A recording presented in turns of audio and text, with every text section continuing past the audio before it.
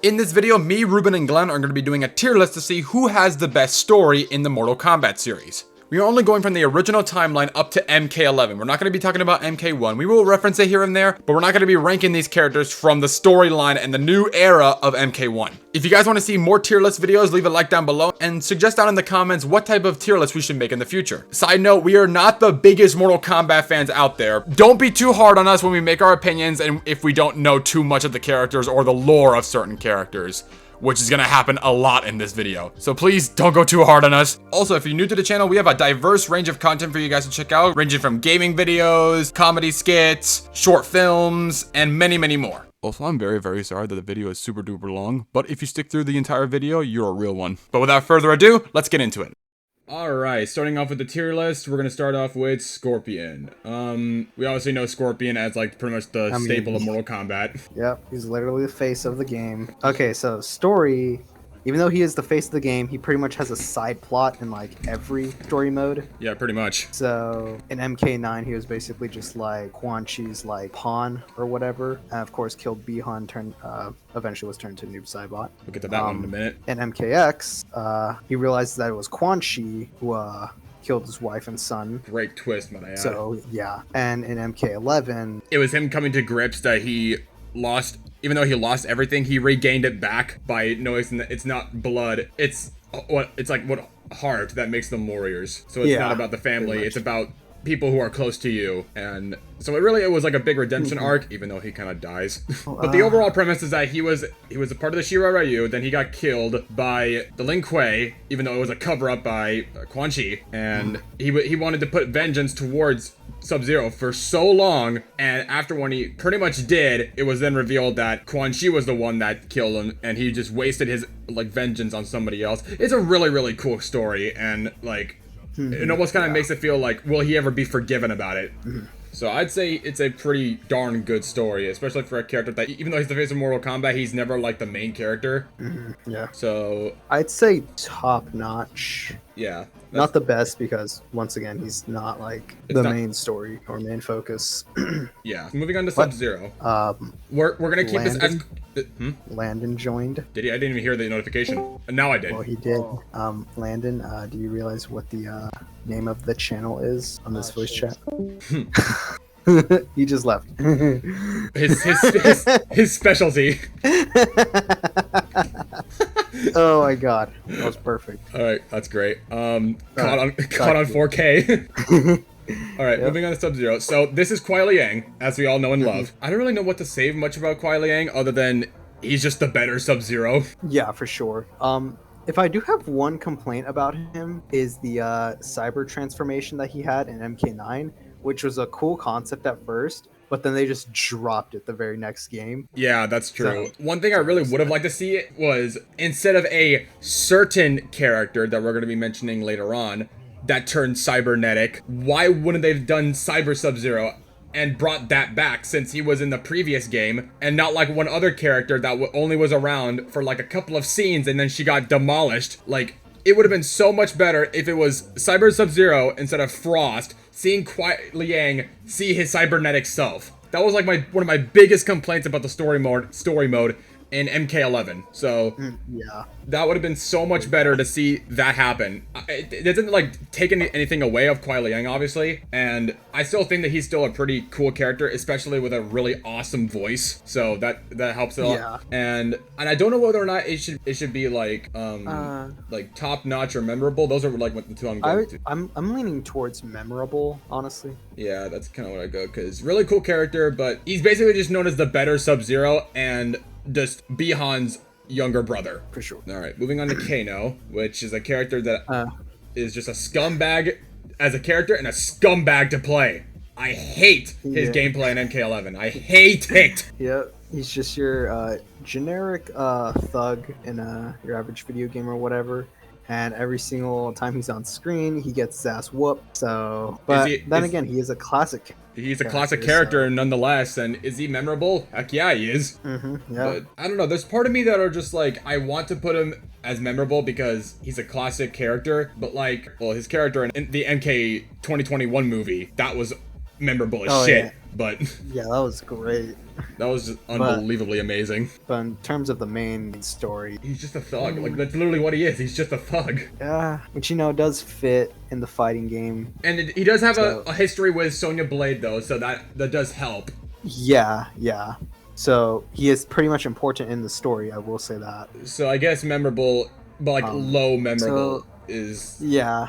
is as most as he's gonna get. Okay, now we have Liu Kang, which is the star of the show here, the Mortal Kombat main character. Yep, pretty much the main protagonist. Some people say he's amazing, and then some people say that he is as bland as ever, Yeah. as generic of a problem main that character as most- possible. Yeah, the main problem with like most main characters out there. So in the first game, he was pretty much kind of a bland character, not gonna lie, until the very end where he gets killed by Raiden, or technically on accident because the electric shock just like caused a reaction which caused him to burn himself. Yeah, it was just an accident. Yeah, that Yeah. haunts Raiden for a while, and then he became a revenant, which was kind of cool to see. Even though the revenants in MKX were kind of corrupted, it's still like their evil side being presented more.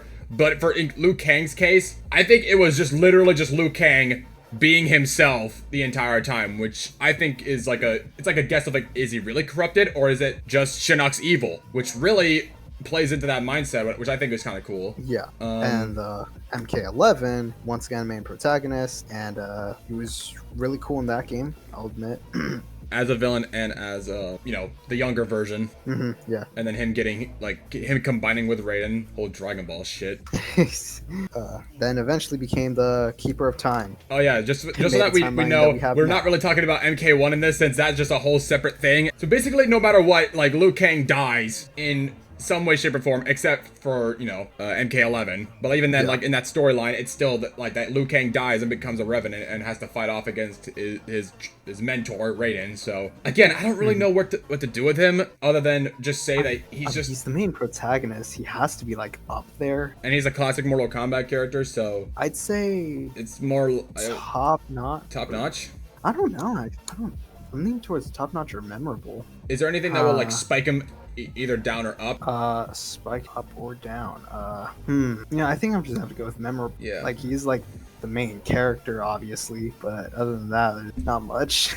All right, now that we have Sonya Blade here, which I think is probably going to be in the memorable category as well, I think so too. because I don't want to say she's generic, but She had a great introduction in Mortal Kombat 9, pretty much. I would say so. And then, of course, there's the Well, also, relationship between but Johnny. in MK9, the costumes don't leave a good impression though. So, Oh yeah, yeah. MK9 costumes were something. like, when you're younger, you're just like, oh my god, yes. But then when you get older, you're just like, what the fuck am I looking at?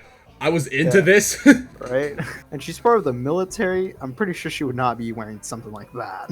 So I would say, for the most part, she's memorable because, again, classic characters. So a lot of these classic characters, the majority of these classic characters are up in the front. She's always been mostly important. Like I said, the feud between her and Kano, it was always cool to see that. Oh, but also her becoming a mother of Cassie Cage and having an affair with Johnny Cage is kind of cool. Yeah, that was like I'd say MKX was like a great point in their line.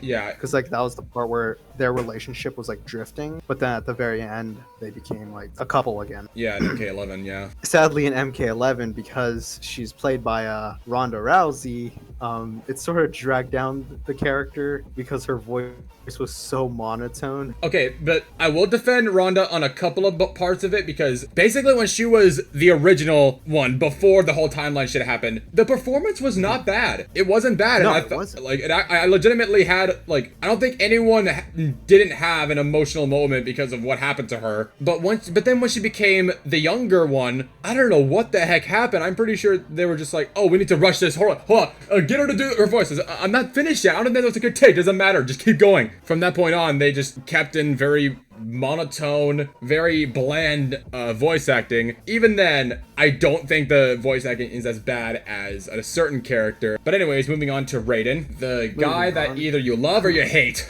Yeah, pretty much the reason why MK9 exists. and story forward. And from there, he tried to fix like all the mistakes that happened Which from is- 1 to Armageddon. And another thing too is like, I don't blame Raiden for the things that I mean, Liu Kang will blame him all he can, but I still, like, if Yeah. he was in that situation, he probably would have done the exact same thing. He's trying to save everyone's lives and try to fix everything that he saw as a vision. Who wouldn't try to fix things in their own way? Yeah. So I don't blame him, like, you know, for whatever he caused or whatever. There are some things that are kind of stupid, like him always consulting with the elder gods, and which caused the infamous Sindel Yeah. killing spree. Yeah, but other than that, you know, like, you can't really like blame him for like all the mistakes he's done. And of course, you know, he made up for it with the fusing powers with Liu Kang or whatever, and then stopping Kronika, which was great.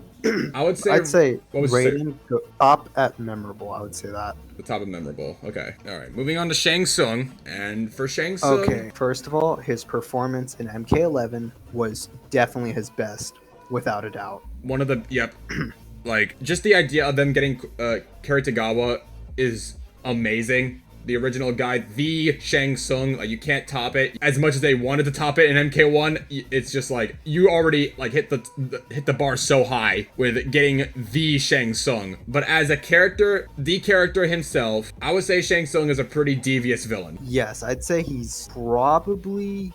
What did I say?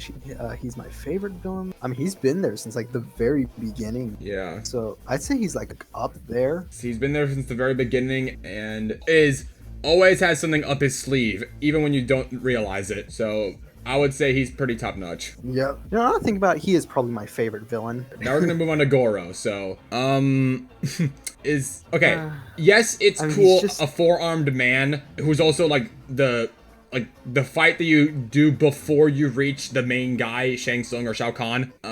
But as a story, he is a part of the Shokan race, and Right. that's about it, right?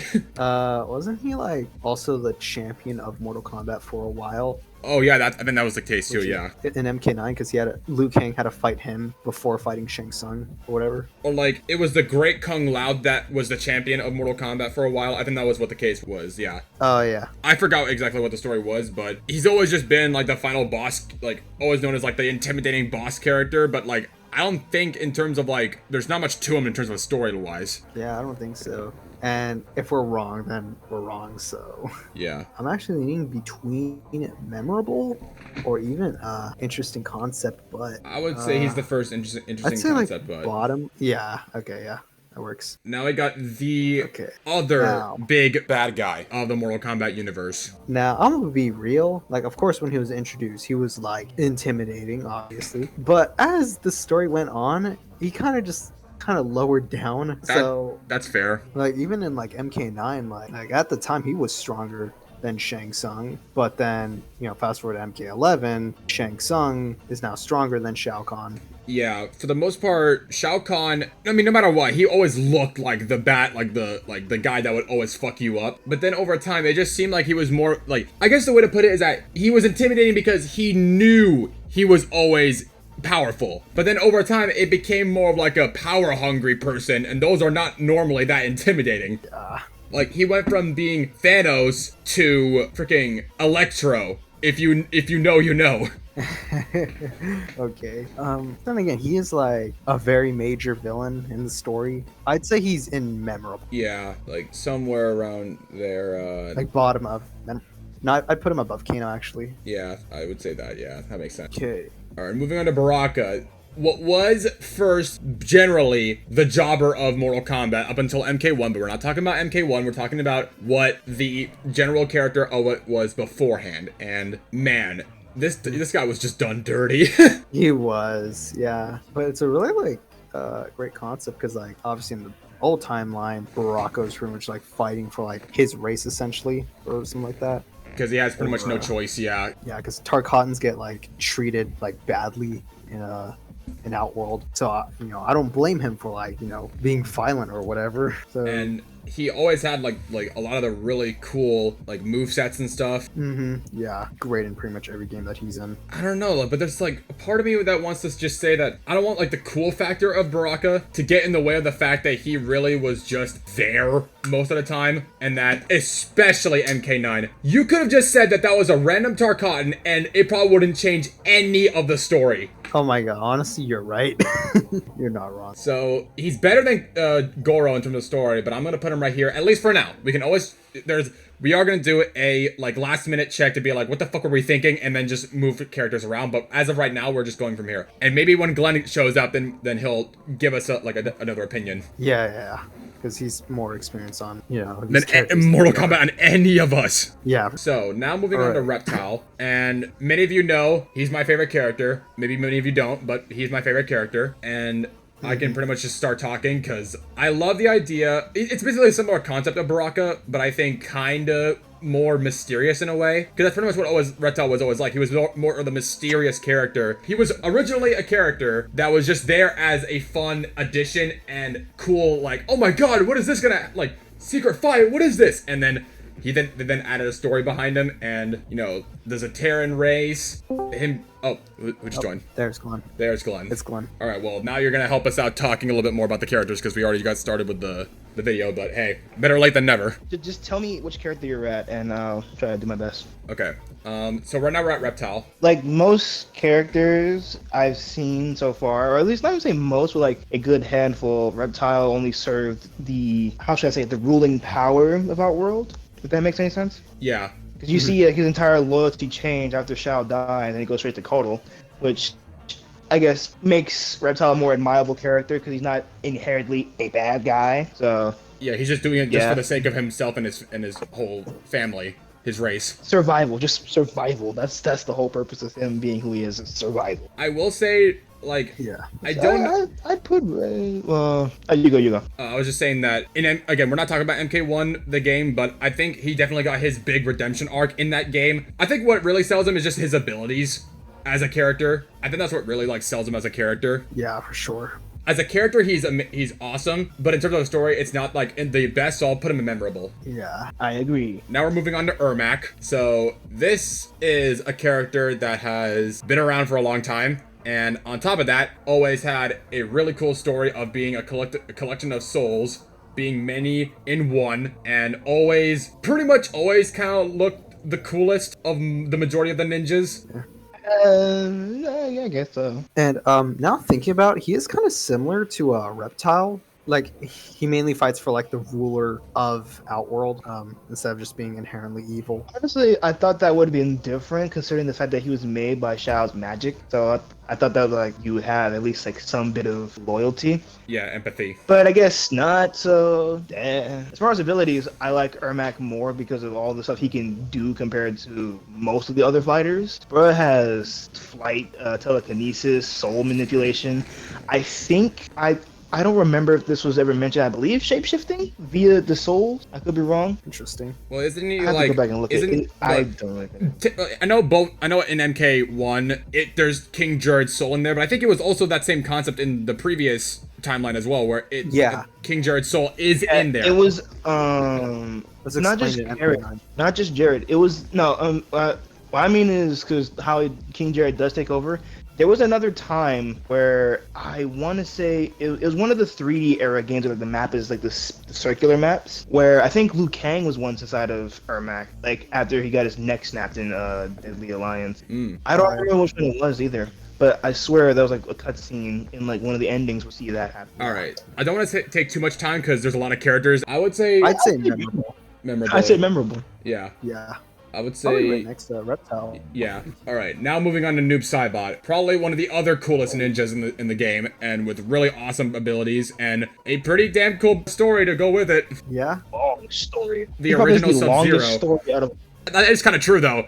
The original Sub-Zero. Then he changed motives and became a bad guy. And then I think that's how it went. It's hard to specifically talk about whether the original Sub-Zero was like relatively good or evil, because nonetheless he was an assassin. So yeah, that's true. They don't really have an inherent goodness or evil to them. They just do what they have to do because they're told to by their higher ups. Mm-hmm. But as far as the whole him with Scorpion thing, that's different. He was framed. And being a douchebag to his brother, that's different. That was all him. And being a demon and still a douchebag, that's still all him. But like when you look at Noob Saibot, you're like, what the hell is this guy's story? And you want to learn more about him. And I think that's what makes him, I would say, probably top notch. The charcoal ninja. Now, okay, I will say this about Noob Saibot. Like, even though he is cool, I think he's like a bigger jobber than Baraka. Oh, most specifically in 9. Yeah. Specifically in 9. Bruh, like, I think you only see him for, like, what, 2 fights and never again? You see him for, I think it was Kung Lao's fight against him and Shiva. And then later on, you see him again as, I think it was... No, 2 more fights. Cyber Sub-Zero and Nightwing. Oh, yeah. But other than that, you don't see or hear from him for a whole other game until 11. But even in that game, he lost to either Scorpion or Sub-Zero, depending on who you pick, and then lost to I think Jackie, it was the Jackie or Jax, depending on who you pick. In the Aftermath story. Aftermath, yeah. When you guys say that, now it does definitely make sense to put him either in memorable or interesting concept, but... I'd say interesting concept, but... Yeah, I'd say that. Because his concept is very interesting. He has the ability to control shadows and teleport through portals tethered to the Netherrealm. And I think like that one ability, this was a Shadow Ball, is like probably the coolest thing because it's unblockable. So he's a very interesting character, but story-wise, he has little story. Lore, yes. Story, no. Like I'm trying to think, like, was there ever like a time he won a fight in the main story? I'm talking not even as a Bihan, not no, not as Bihan either, because he started off at 9. You beat him as Sonya. Then I think who else beats him? Dude, yeah, kills I find it funny how we were gushing about him like at the very beginning, and then all of a sudden we just started crapping on him and just started to realize more and more flaws. Yeah. There's a reason why Kuai Liang took the mantle. Yeah, Kuai Liang's like definitely will forever be the better Sub-Zero. Like they did not show any love to Bihan whatsoever until like MK1. That's kind of sad. Okay, I'm looking at the picture you sent me. You apparently went through a lot while I was not here. But there's still a lot to go through. All right, moving on to Smoke. Again, a really cool character, but... Smoke. I wouldn't say he's necessarily a jobber because he did way more than Bihan did. That's true. And I would say Smoke, in my opinion, was his coolest in 9. I agree with that, yeah. Then again, where was he in the other games? MK, I think it was X. He was a Revenant, like on a cutscene. Yeah. I think you can fight. Didn't you fight him as Johnny in the story mode? No, you were never able to fight him. He Johnny was just a fights member. Revenant Smoke. Okay, these crappy jokes. Anyways, he doesn't show his face ever in 11. He's just in the Netherrealm somewhere lurking, and rebooted in MK1 like every. So we're talking about like just all the games before MK1. He's a very cool character, even the old school ones, because the fact that he's one of few characters that can turn invisible, and when he first appeared, he's one of the only 2 characters that can do the get over here move other than Scorpion and Chameleon. Now that I'm thinking about it, and let's not forget too that he also became a cyborg. Very true, and the cyborg was a very interesting thing because the get over here move got swapped to a chest harpoon. I saw that. I was like, wait a minute now. That is very interesting. And he can still turn invisible? So, definitely in the more memorable area. Cool. Yeah. Also, this is just a little side note I recently learned because I was playing MK1. You know how Cyrax has that little like bomb fatality? Yeah. That's not his, that's Smoke's. Yeah, I know. I knew that too. I recently found that. I was like, wait a minute, you just stole that? Yeah. Alright, moving on to Rain. Rain, Prince reference. Yep. Pretty much, and that's pretty much the character. I really can't really That's pretty much the character, much. just like a Prince reference. I can't really say much about Rain. His story and lore is complete garbage. Gameplay is very cool of a character from 9 to 10 and 11. But story-wise, he is probably one of the most boring characters because if he's like the one child who seeks acceptance from his parents and never gets it type. What was his brother's names? Taven and Dagon are like the main characters of, I want to say, Armageddon. And then you just so happen to face off against Rain. Like, do you not realize that y'all are brothers? Like, and then it's just a whole fight and then nothing else. I'm like, okay, so what is going on? Rain was practically a jobber. That's all he was throughout like majority of his existence. Yeah. Like even a side note to the movies, he was a jobber, and that's sad too because Rain is like one of the coolest concepts of characters. And then you watch, I think it's Mortal Kombat Annihilation. Bruh gets killed with one swing of Shao's hammer into a pit of fire. I'm like, the wasted potential y'all just threw away. Isn't he also a demigod? Like, they could have done so Rain much is a with that. demigod. He's probably, if not the most powerful ninja, just not realizing that he's that powerful because he doesn't fully tap into what he has. He's the most powerful ninja, yet the most shitty character. Indeed. Alright, safe to say, I have to put him in interesting concept, but because like him being a demigod was like such a good start, but they don't do anything with it. So okay, now we're moving on to Tremor. So this one's gonna be tough because he's only in two, but besides MK1, in 2 games. And what the fuck is he supposed to be? He's a member of the Black Dragon, surprisingly. Lore-wise, what lore do you have? I don't think they ever gave him lore, and if they did, it's not well known. So I think that, and just us questioning what really is he for, just automatically puts him in first who. Yeah. As far as abilities, he's probably one of the coolest characters because of what he can do. But he was like, badass. He was badass in X. Like you just Black Dragon Ninja. Like how? Why? When? Nobody knows. Throughout most of the Black Dragon members, you don't really have much on why they became Black Dragon, but you still have more story than what they did for Tremor. Okay, now we're moving on to Chameleon. Like the male one. I don't think there's little to no lore that's known about the chameleons, except for the fact that they're a very similar race to reptiles. And here's my problem with that, is because there are multiple iterations of reptile species, either the Terrans or the Saurian. It's basically a copycat of Shang Tsung almost, because you're just copying if you're the guy version, the ninjas. If you're the female version, the femme fatale characters. So we'll just do both chameleons just as who. Yes. I guess for future references, if there's like a character that's like combined with another character, like Sector and Cyrax or Taven and Daven, we'll just talk about both at the same time and then just put them at a tier at the same time. All right, let's talk about Katana and Melina. Let's do both of them real quick, since they're technically related. Katana was good. She had a really big importance in the story, and then she became a jobber in MK1. But like we said, we're not counting MK1. I'd say MK11. That was like same with Shang Tsung.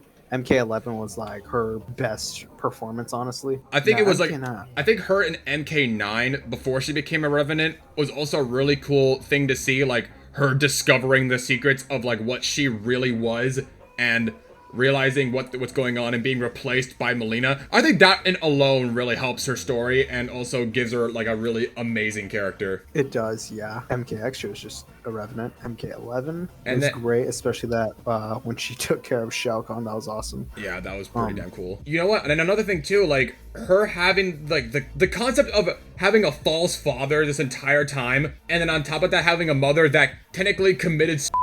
I think she has so much in her lore that I think she might be in top notch. I feel so too, honestly. And then we have the femme fatale of Mortal Kombat, aka the... Okay, I just want to point out something, okay?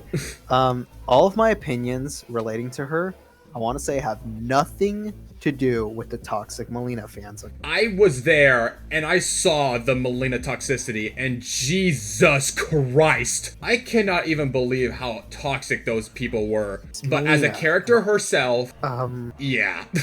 I mean, I'm back. Melina, I really can't give like that big of an opinion of Melina. I've never played with Melina as a character in the game because I just never really liked Melina like that. She's a cool character. She has very interesting abilities, I would say, because of the fact that she can teleport and bite you and turn into a pink Sonic. That's it. Like being technically the clone. Great. Her being the clone of Katana mixed with Tarkatan DNA, that in itself is pretty damn awesome. In MK9, she was always just being represented as just like the seductive, like more just seductive and more sadistic. Seductive and sadistic. That's Melina in a nutshell. Yeah, for sure. sex appeal of MK9, basically. And then they gave her a little bit more of a story in MKX because. What do you mean more of a story? She died. Well, yeah, like they showed like her becoming like an empress, and then she got killed, and like her trying to gain it back. Yeah. But Even then, Jobber, yes or no? Yes. Yeah, for sure. 100%. All right, so almost impossible to not put her in memorable. A memorable jobber. Memorable in many, many, many ways. Here's the worst part is her screen time in the movies was shorter than Reigns in Mortal Kombat Annihilation. Oh, that's sad. She literally appeared just to get beat up by Sonya, and then that was it. Okay, now we're moving on to Jade. Anyways, back to moving on to Jade. So I say put her on either or memorable or jobber. Memorable or interesting concept, but I would say probably like the bottom of memorable because she was always like the other partner of Katana. There's not really much to say about her other than just being the other, like, just the partner of green Katana. Stripper is what Jade is. But yeah, Jade probably going in memorable, honestly. Just at the very bottom of memorable. Yeah. Okay, now speaking of jobbers, now we have Tanya. Next, Tanya. Extreme jobber. She's like the biggest jobber until MK1, and she's still a jobber. They don't really show love to Tanya throughout Mortal Kombat 6, other than the fact that she really just works for people. Tanya has disappeared from like the 3D games for a good while, and she wasn't even in 9, and then out of nowhere appears in X. All right, so Tanya. Who? I'd say she's an I'd say who, I guess, because like I wouldn't even say she's an interesting concept, because like what is she supposed to like be? Like she has a stick. She has like those weapons that like have like spikes on them. What are you? I don't know. Okay, now we're moving on to Sindel. Oh lord. Okay, so I want to start off with like oldest version of Sindel. Originally, she was good, then killed, then brainwashed, and then killed again somewhere in the later games. Mortal Kombat 9 was just retconning and deleting and erasing and remaking everything. Oh, Smoke turned into a robot. No, he didn't. You got Cyber Sub-Zero now. Yeah, let's start with the original story of Sindel. Of her being the queen of Edenia, and then Shao Kahn invaded, and she was forced to be the wife she was of Shao forced Kahn. to marry him. And then she didn't like that, so she committed the S word. So you can't say that on YouTube, so she got brainwashed into becoming something. So I would say she has a pretty decent story. She does, yeah. I would say that she is in the memorable. Original Sindel is memorable. For sure. And then for as a now MK11. Let's just leave it at that. She's the first ruined. Her story got changed twice, and on top of that, sucked. Hey, let's take a character, who had like a really horrible backstory. Let's change that. She was just evil from the very beginning. Basically, just Shao Kahn with tits. Yeah, let's Google MK3 endings now because I want to know what her original ending was. That's what we're turning Sindel now into MK11. Just Shao Kahn with tits. I mean, that's basically it. All right, now let's move on to Ketchup and Mustard, Cyrax and Sector. Cyrax, my favorite, well, I would say ninja. Yeah, favorite ninja. They both show up to the tournament representing the Lin Kuei, so yeah, there's really not much to that. I would say I would say Cyrax gets a little bit more points because of the fact that he didn't want to be one. Yeah, exactly. He got converted against his will, but meanwhile Sector was just, I want to be more powerful. Me turn robot. Yeah, pretty much. Yeah. I didn't even realize that his father was the Grandmaster Lin Kuei, so I don't think he really much had a voice in the matter. My dad wants me to be robot. I become robot. These two are so iconic that I will probably still put them together. I would say memorable. Yeah. Yeah, memorable. All right, moving on to Cabal. He was my main in MK11. His original lore is somewhat tricky, but it's kind of simple because he was a black dragon, then went over to the good side in the original lore of his stuff. And then he fought against, I think they were called the Extermination Squads in MK3 or MK3 Ultimate, one of those two. That's basically him in the old games. But then, reality-altering shenanigans in MK9. It's the same thing initially with 9. I would just still say overall that he's still pretty cool. His powers are still really awesome. He's a very cool character. His story complements that, so I would say he's overall solid when it comes to a character. Just the word solid just pops up right in my mind. Yeah.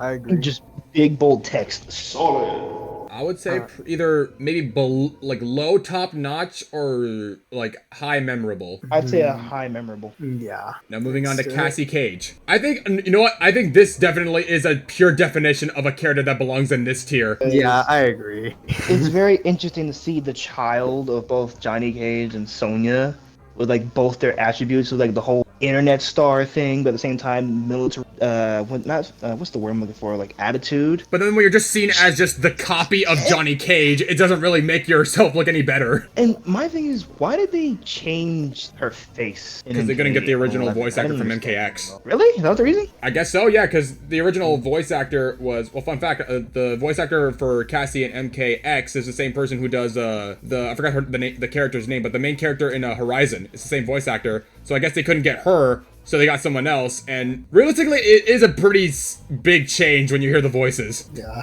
It is. Cassie in MKX look like she's like from the hood, and then Cassie from MK11, she looks like she's from the suburb. Yeah.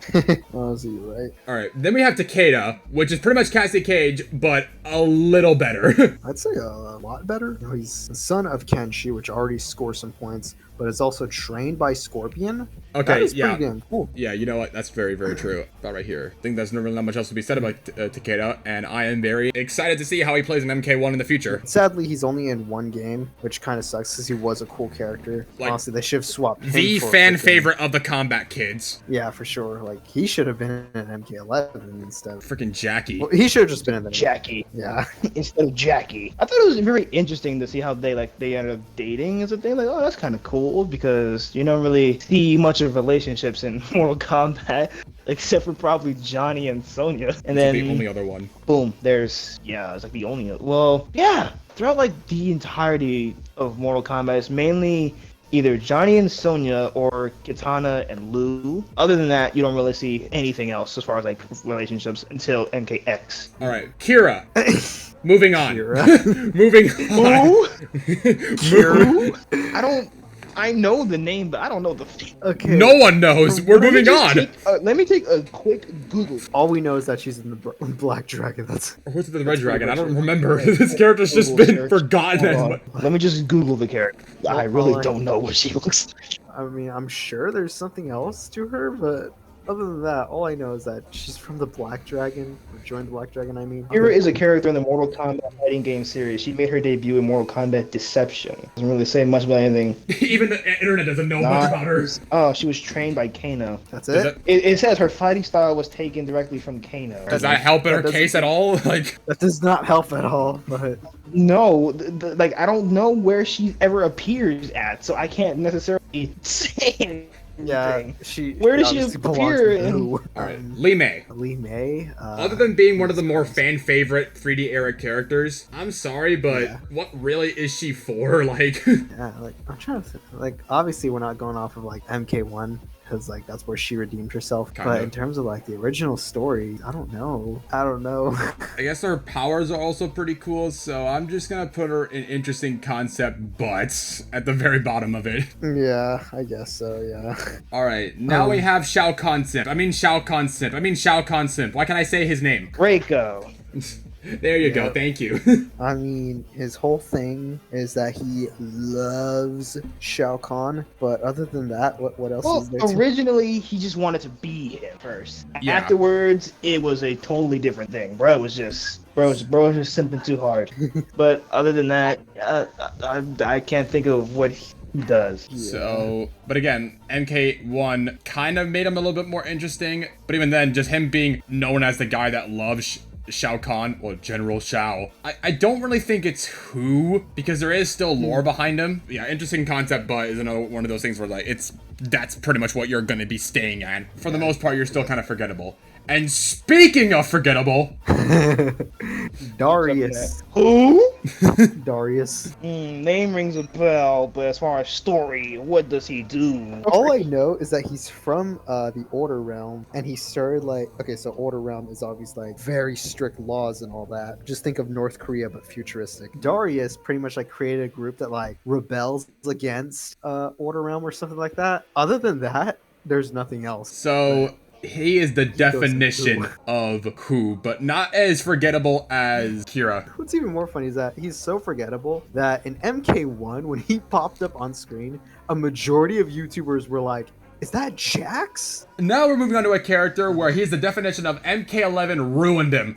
Aaron Black. Oh Lord, what have they done to my boy? You want to explain a little bit? You want to give some context, Ruben? Okay, so Aaron Black in MKX was a complete badass. His thing, okay, it was only shown the MKX tower ending, so I might be wrong here and there, but apparently he was an actual cowboy from the Old West that was given a long life by Shang Tsung as long as he served under the leader of Outworld or something like that. Again, I might be wrong. You're spot on. You're spot on. But in MK11, he's just some asshole from Texas who just decided to join Kano or something.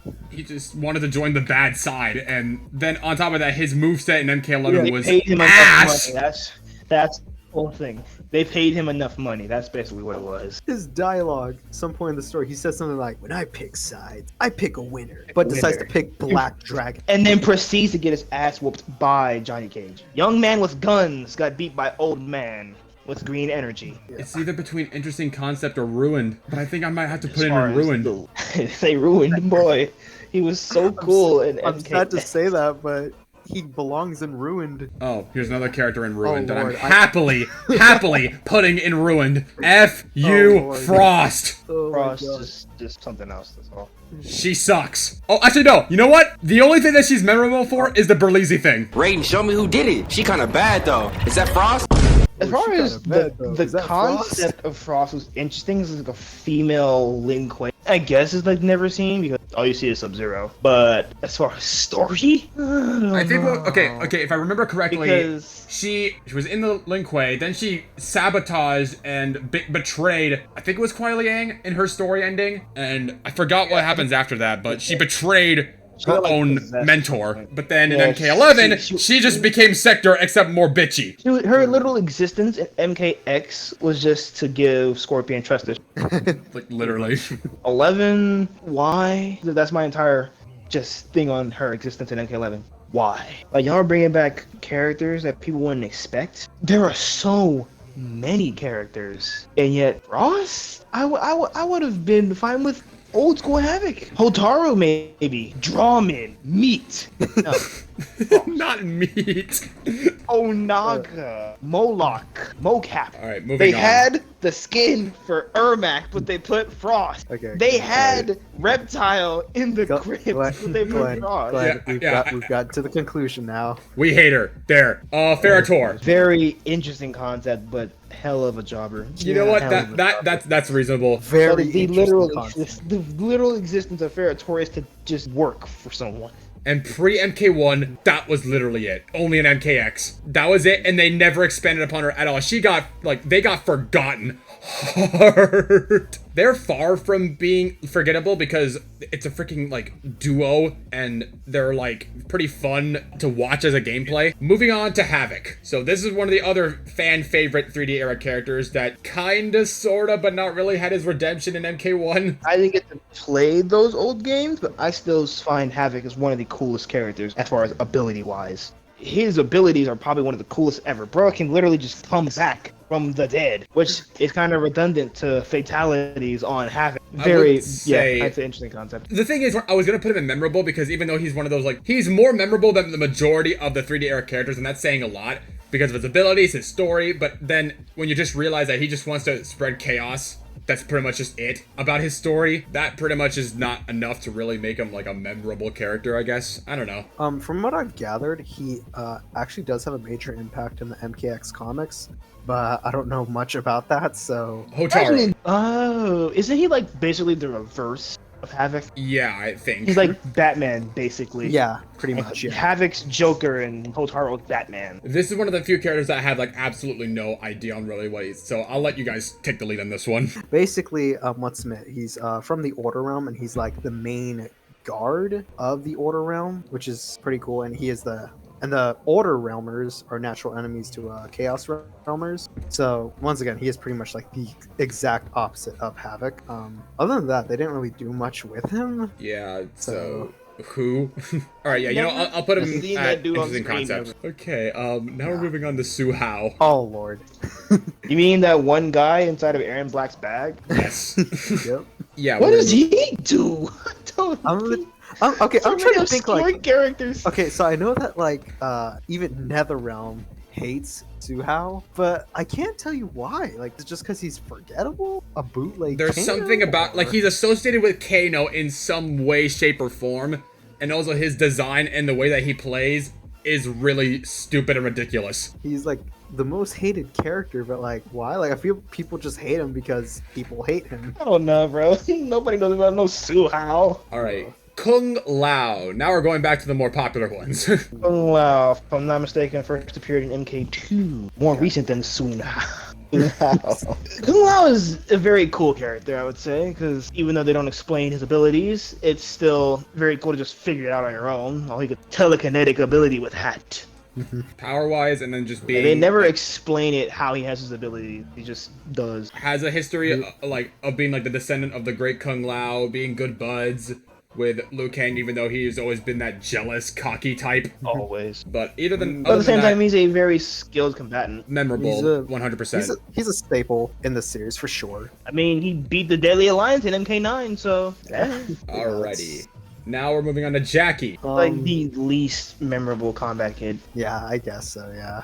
Interesting concept, And speaking of which, moving on to Jax. I didn't fully understand his abilities when I first learned about him because I first saw him. It was in MK9 and Mortal Kombat Annihilation. So I always assumed like, oh, he was just military dude, robot arms. But apparently he has like really traumatic. Like I think it's like specifically in MKX and 11, which bothers me because you play MKX. Jax is like in some like retirement or some shit, and Sonya comes and get him. He's back in the fight. He's helping everybody fight, and then back in 11, he's just moping around. Like, wait a minute, weren't you just in the middle of a war last game? Now you're all depressed again. What happened to all the bravado? I will admit he's like probably like one of the more like tragic characters of the series. Well, yeah, because the Ermac arm rip is like one of his staple things about him, and on top of that, I think that alone just sets him in memorable.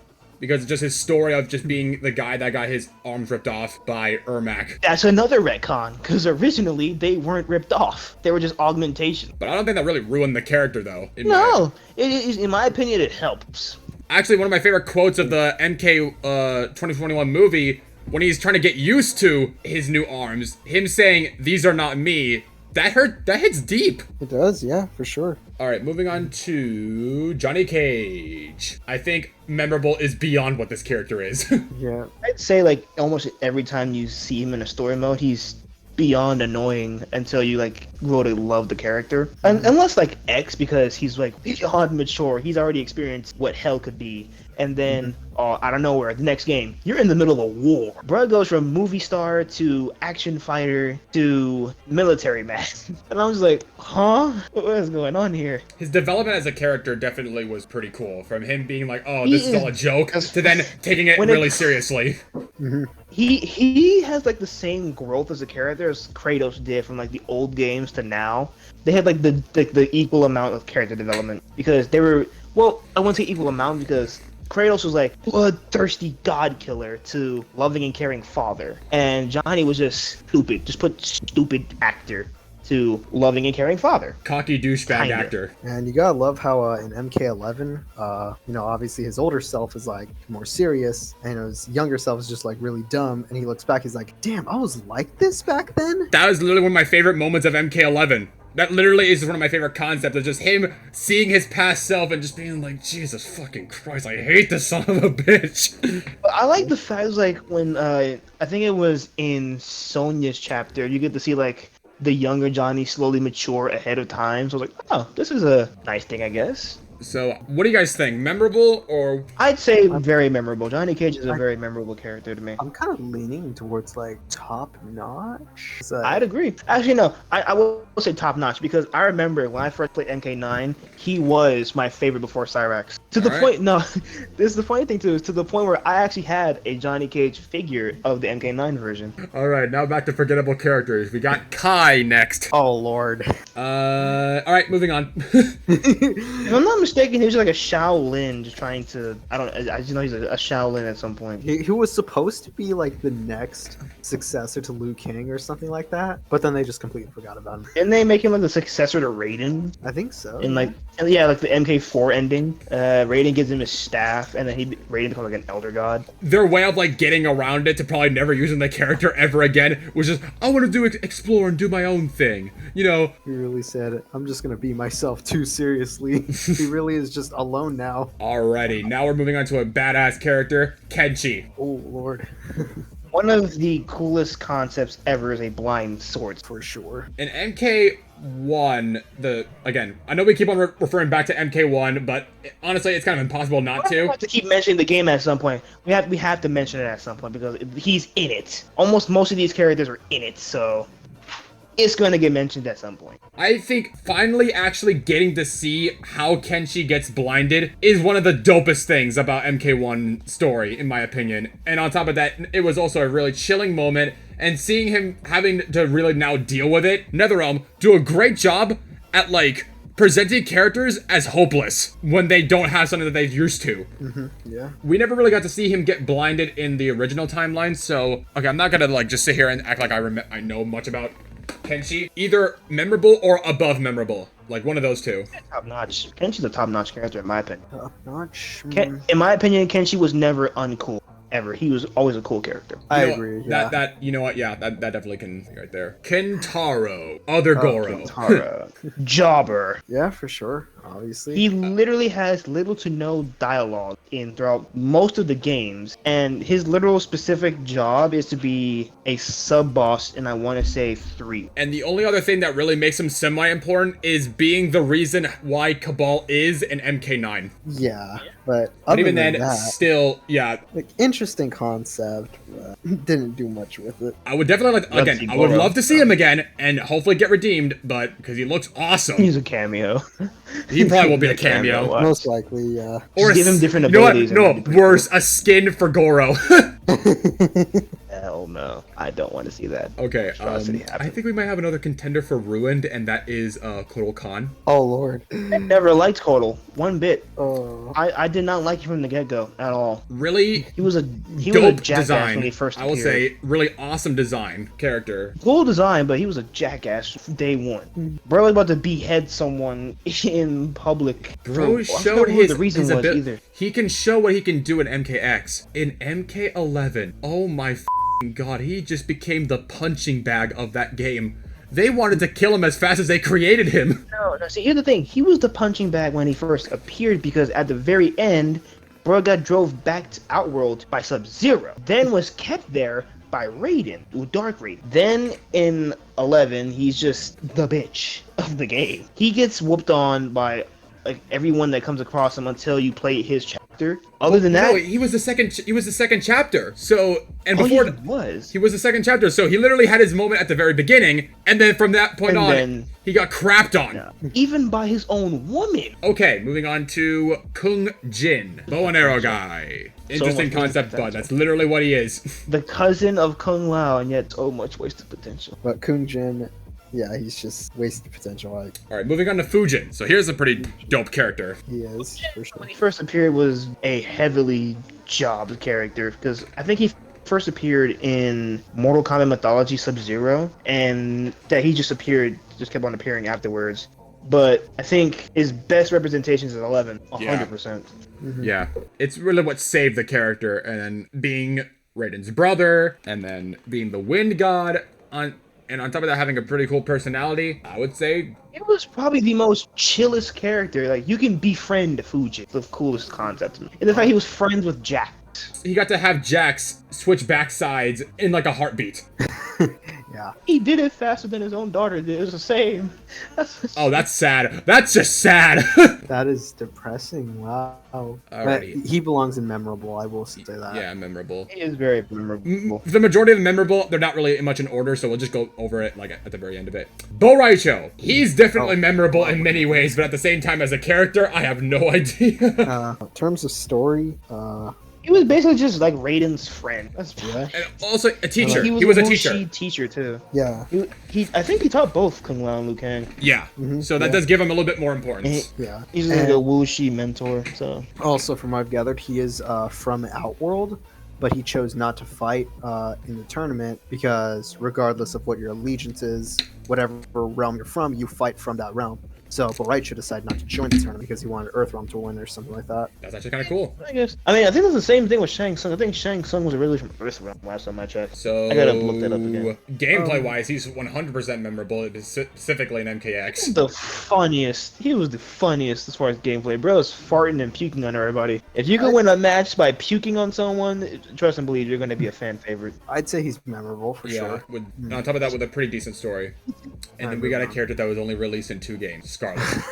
Scarlet. Scarlet is once again another sex appealed character. Interesting abilities, very interesting abilities. 'Cause if you Yeah. can control Yeah. blood, you can make an entire kingdom kneel to you if you wanted. It's blood. And then her whole spiel of her just being like an orphan, I think that's what it was. She's like an orphan. Yeah, she was orphaned and then taken under Shao Kahn's wing. Yep. She's basically Reiko because she wanted to be with Shao. Oh, And Okay. Sindel did not like that at all. interesting concept, but Yeah, interesting concept, but because they don't give her much of any lore Like, at all. yeah, she's definitely like There's on the so top much- of it, but right. Even though there's so much you could do with her, like the fact that she controls blood. In terms of Mortal Kombat, that is terrifying. Ability. I hate the fact that she became a DLC character out of nowhere. You have to pay money for a character that you had no idea who she was, and then you try to make her a character in MK11 and you don't do much with it. This character is just wasted potential. Cool abilities, cool moves, but wasted potential. Alright, the most memorable 3D era character. Oh my god. Why the f do I forget his name? Jarek.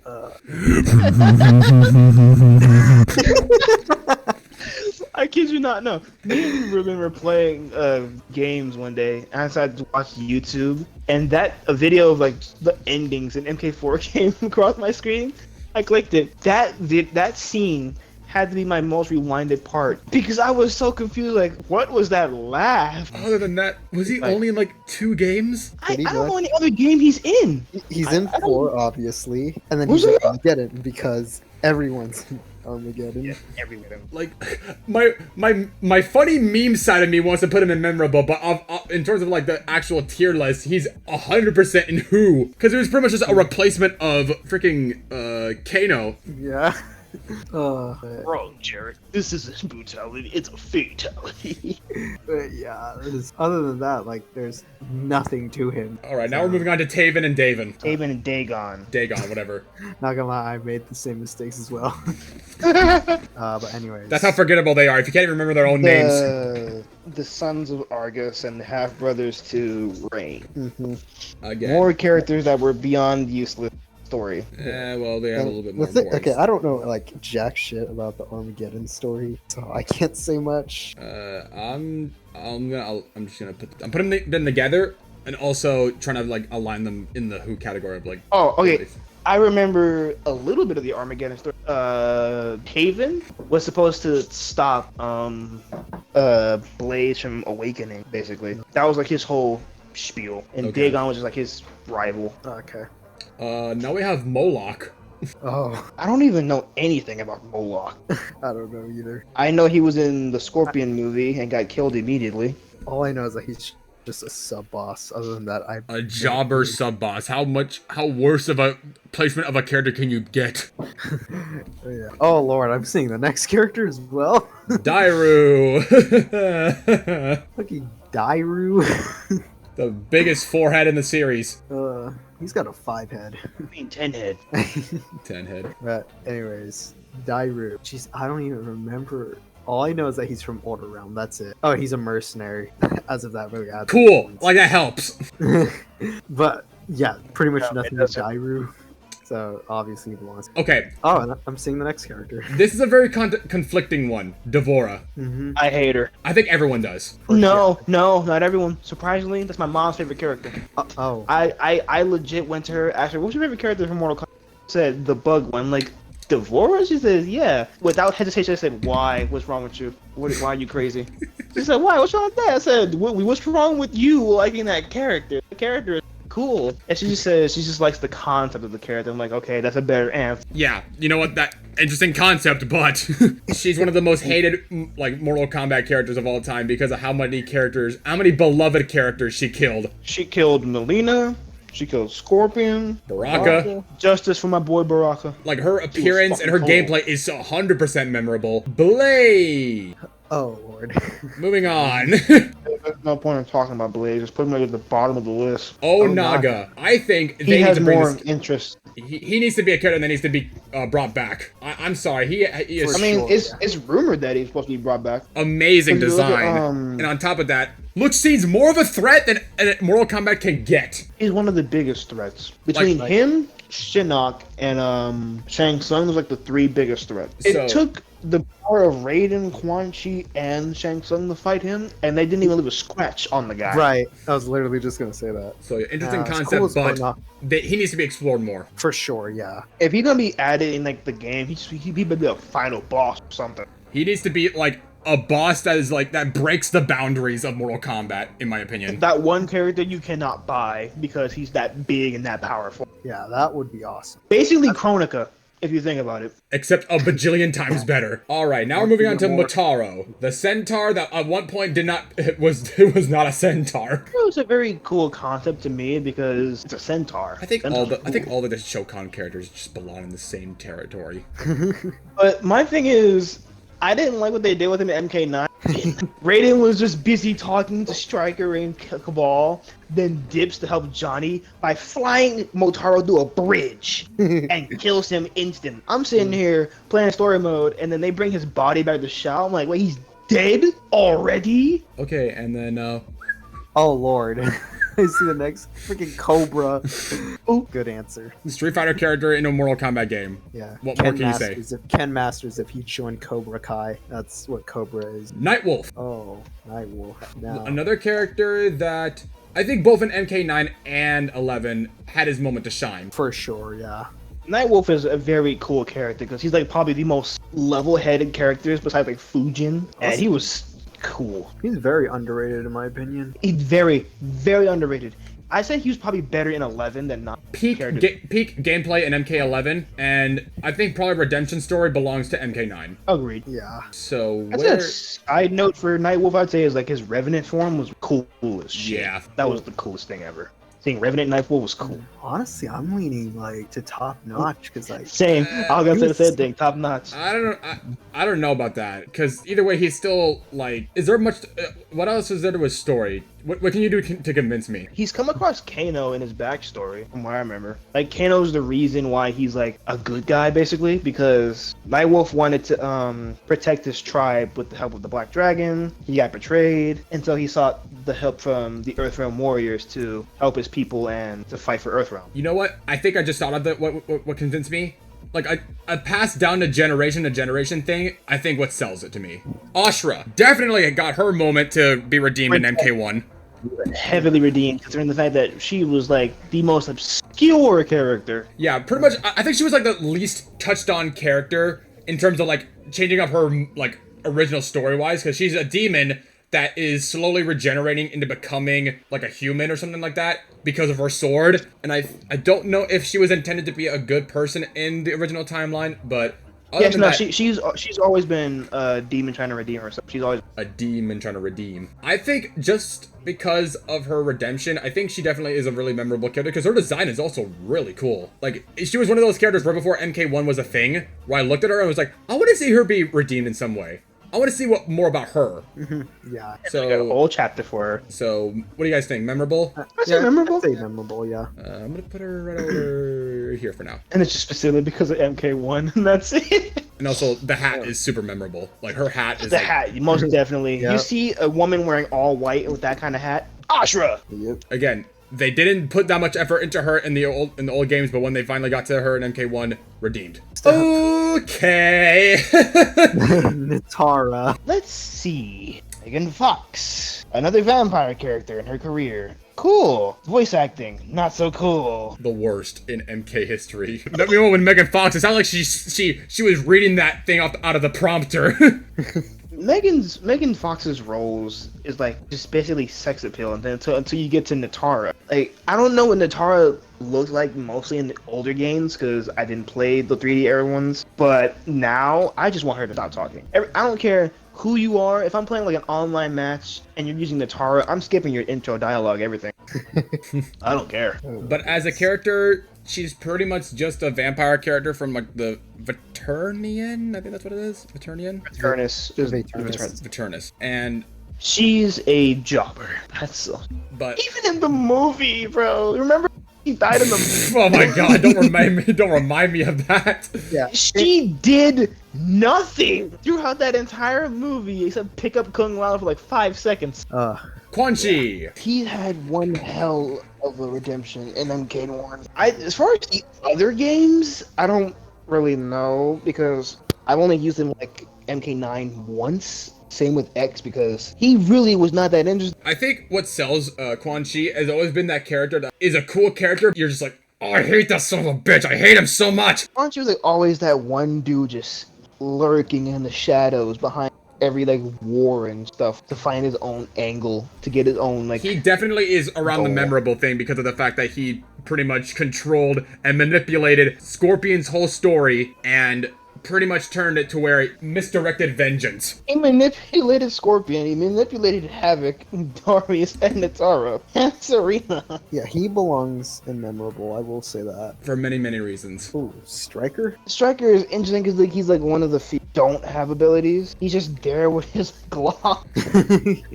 Like, he's just a cop. Mortal Kombat 3. He's literally just that he's just a cop, but yet he's more interesting than like half of the 3D era characters. More interesting than Cobra. Like, you know, it's pretty funny just like having a cop in a fighting game where you have like, you know, gods, cyborgs, elemental ninjas, but then you just got this random cop, which is pretty funny. He belongs in memorable, I will say that. Memorable enough, but I would say like bottom. Yeah. Serena. Her entire existence would be like a love interest to Bihan. Yeah. I don't think like anyone her really original knew existence. what else was she for up until MK1, where we found out, oh, she can turn into a demon. I never knew that. Oh no! If you play the Mythology Sub-Zero game, she's always been like from the get-go. She's been a demon. She just never really looked like one.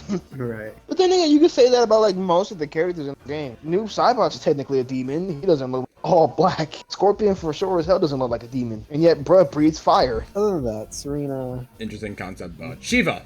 Shiva. Oh. Beyond wasted potential. Well, no, because she got redeemed in 11, kinda. Her gameplay definitely did not get her redeemed because at one point I think she got banned. I mean, that would make sense, honestly, because you don't really see people play Shiva in 11. Well, yeah, because literally the whole thing was that some rando joined the competition and literally almost beat everybody because of the stomp move. She is memorable in that sense, just breaking the freaking. And then also her design in MK9, like Jesus. Oh lord, yeah, you can say that for pretty much all the female characters. Yeah, but I think her specifically was just way more like, what the hell were they thinking? Like, it's not even really like attractive. It's just more like, why? So, is she really more memorable than freaking Goro? No. No. Goro's more iconic than she is. Shinnok. Shinnok. Surprisingly, Goro's more iconic than him too. Well, I mean, although the bitch slap is pretty iconic. The bitch slap yeah. is pretty damn iconic. Anyways, Shinnok as a character, Basically, the god of death. yeah. At the same time, he's not that great of gameplay wise. Like, he's just like evil for the sake of being evil. You know who Shinnok reminds me of? Who? Vecna from Dungeons and Dragons. Oh yeah, honestly, you're not wrong. Yeah, that's Especially with the character. skeleton hand things. Yeah, you're not wrong actually. Now that I think about it. He reminds me of. He definitely still was pretty big of a threat. I guess the amulet really sells his lore in many ways. Yeah, it does. Yeah. Because the amulet is pretty much a very important thing in the story, so... Yeah, I'd say he's like more of a threat than even Shao Kahn. So I'm thinking like either memorable or interesting concept. Interesting concept for me. I really don't know.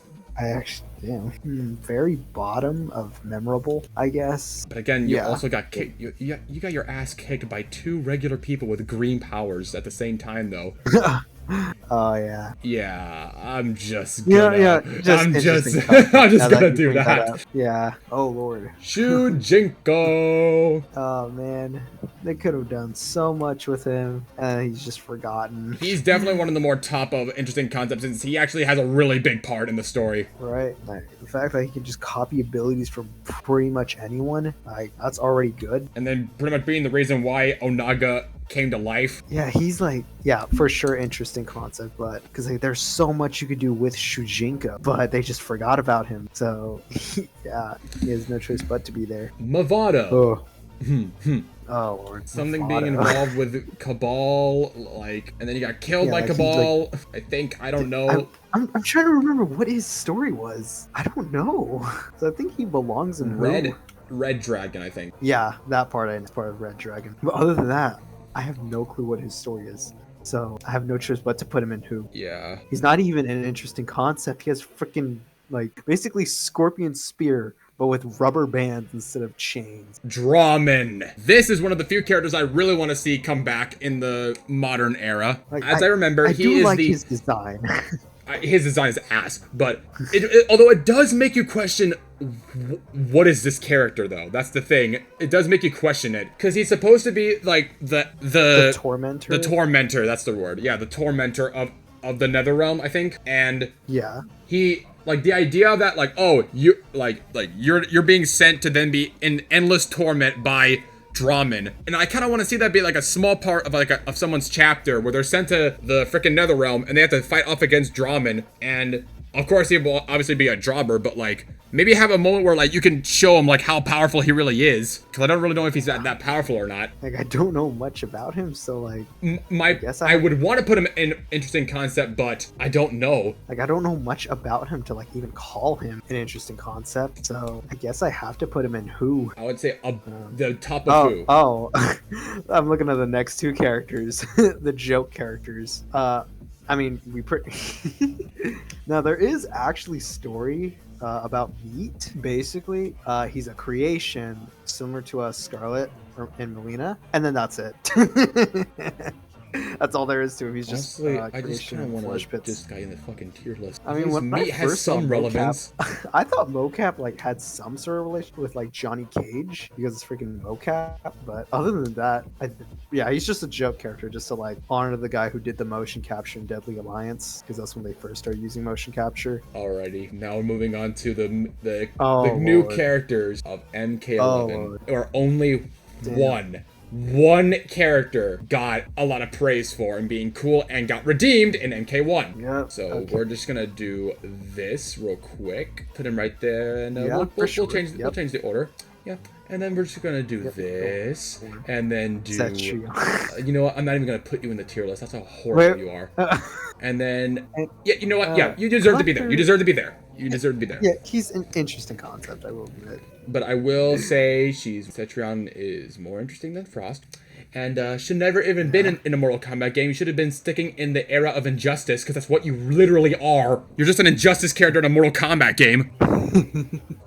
Oh yeah, that's a good. Alrighty, and that is pretty much the tier list. After going through everyone, don't mind those two. But now we're gonna go over them real quick and see if we are gonna finalize this as it is, and see if we can actually put anyone in best story. Starting from the bottom. I was gonna say, for best story, honestly, it should just be one character. This is, Ruined, like, who solid. actually- There's nothing we can really say about it. That's pretty much what it is. These are the ruined characters. Then we have who. The majority of these are pretty decent. Is there any other alignments that you think are that you want to change out? Because I pretty much threw memorable, interesting concept and who just around for the hell of it. Excuse me. No, honestly, all these characters are pretty much forgettable, except Tanya. Well, Tanya should just be at the top of who. Other than that, Okay. that's pretty much it. I think Yeah. we're solidified with who. Interesting concept, but Honestly, Onaga and Havoc do like keep their places up there. I had to take an important phone call. If we really like best story, the first one I'm gonna say is Scorpion. Okay. that's a I mean, contender. think about it. They made an entire movie based on this guy. Yeah. If that's not enough, I don't know what to say. I mean, that's a pretty good contender. And he's been the center of attention for like most of Mortal Kombat. I put Raiden higher as far as memorable because always there. That's true. Oh yeah. So maybe like at the very, very top, or like just higher. Honestly, I'd say honestly, just higher. I'll put him at the top because it is random we're talking about. Put collector at who? That's what I would put collector at who. Because name. I was gonna name someone it's like, oh, that's my favorite Mortal Kombat character. Well, I think we're talking The collector. well, he's not my favorite. he was my favorite in MK11, but gameplay wise. But story wise, no. He was gonna die before the time merger. He's just a shopkeeper. But that's pretty much it. Honestly, now that you're saying it, honestly, he does belong more in who. Honestly, I'd say even lower than Tanya. I put him at the highest of who because why does he exist? But yeah, Scorpion. Honestly, yeah, best character. And not just saying that just because he's the face of the game. They stuck with the story, and he's the face of Mortal Kombat for a reason. So Even in Mortal Kombat 1, I like his story. Like there is no way they can make me hate Scorpion in Mortal Kombat. Oh, never in a million years. that's actually a good fact. Yeah. Mortal Kombat 2, Scorpion's now gay. I doubt that, considering that he's already married. The next level of retconning. I mean, that probably happened in Shang Tsung's timeline. In his timeline, he made out with everybody. But the way he talked gives off the sussy behavior. All right, and that's the Mortal Kombat tier list. But yeah, overall, this list is perfect right here. Honestly, I would say so as well. Thank you guys so much for watching. Hope you somewhat agree. And don't be like a Melina fan and leave a death-threatening comment. If you leave a death threat, I'm gonna leave a death threat. How about that? No, I won't. Please be nice in the comments. If you guys want us to keep on doing more tier list videos, please leave it down below. Leave a like and subscribe to the Diverse Society. We keep on making more hilarious content for you guys. Check out our shorts and also check out our future short films. And other than that, we'll see you guys in the next one. Bye.